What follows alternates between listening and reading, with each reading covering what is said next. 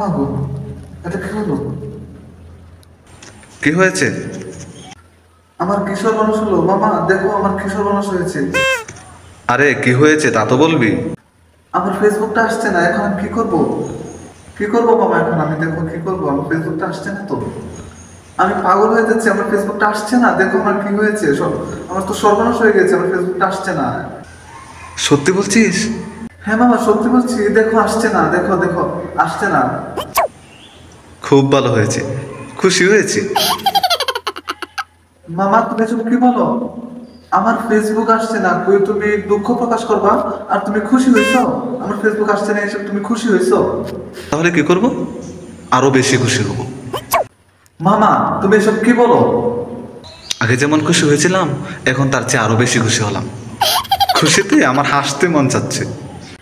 মামা তুমি যে খুশি হইছো, মনে হয় কোনো শত্রুর জন্য, কোনো শত্রুর দুঃখে এত খুশি হয় না।